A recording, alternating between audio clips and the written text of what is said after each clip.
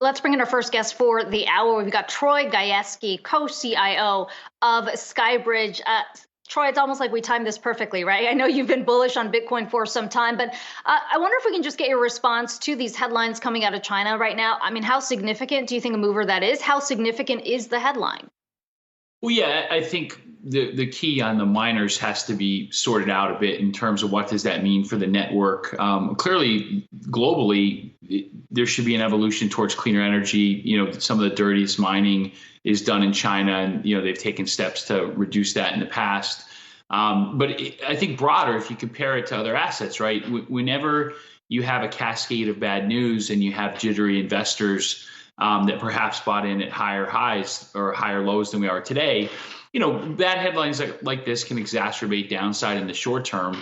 But from our perspective, we go back to the initial investment thesis, like we do for any other strategy we have allocations to. The key thesis still holds, right? First of all, you still have money supply growth growing at a 15% plus annualized run rate, a historic level compared to any period other than immediately after the financial crisis or, in the Q2 of last year.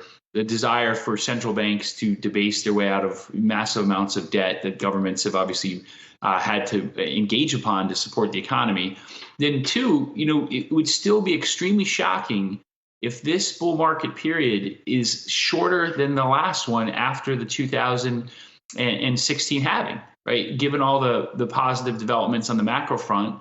And then thirdly, given the adoption cycle that we're going through with regard to very similar to gold that went through from 2006 to 2013. So, even yesterday, we saw Wells Fargo announce that they're going to be rolling out a product to their high and ultra high net worth individuals. I think the biggest surprise to me the last 2 or 3 weeks is the embrace of cryptocurrency by the Germans, who, as we all know, are very hard money focused folks. And so if you step back and say, okay, clearly a big correction, bigger than markets expected, a cascade of negative headlines. But if you need an alternative to fiat, you really only have a few choices: gold, silver, and Bitcoin. And we still think Bitcoin has the most upside in this bull market. You just have to be able to tolerate the volatility. Yeah, and Troy, when we talk about that volatility too, I guess some of the differences this time around when we heard from Bitcoin advocates on why this bull market was going to be a little bit different was that institutional inflow. It was interesting to see Glassnode data kind of looking at the way that it seemed to, if you look at over-the-counter desks there, seemed to back up the idea that institutions were largely buying this dip we saw this week.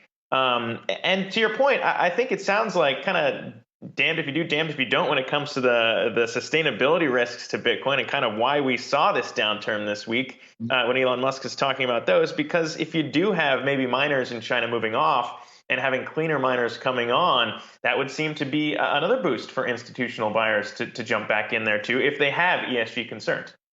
Yeah, no, of course. So I think in the short term, you highlight a great point in that institutional buying is a very real presence now, right? And when you have a deep pocket institution that has 5 basis points or 10 basis points of exposure, they want lower prices to average in over time, right? Because their time horizon's 5, 10, 15, 20 years.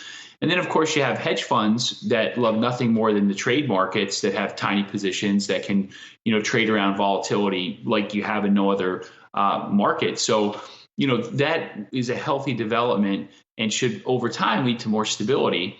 However, the contrast to that, right, is some of the Wild West leverage that's still used, particularly offshore, right? So those are the tension points, right? Deep pocket institutions, long time horizons, willing to buy dips versus still Wild West offshore levels of leverage. In terms of the comments on the green side of the equation, look, I think most institutions still focus on risk reward, but that is a growing issue. And I think it is being addressed by the industry. You've already seen carbon offsets come into the equation. Clearly, Cathie Woods and others have gone to great lengths to articulate ways that Bitcoin can help develop green energy. And, it surprises me, actually, is they always focus on generation. but it's also storage, right? You need energy storage because we all know that the sun doesn't shine 24 hours a day and the wind doesn't blow all the time. So it should serve as a big catalyst, particularly in areas of the world or the country that don't have high cost of living or high cost of goods sold. So, this is just the development and maturation of a nascent market. It goes through more fits and starts. But if you step back and think about why you owned it, why you're nibbling on it, why you're legging over time, we still think it should be part of people's portfolios if you're concerned at all about a 30-year trend of global currency debate.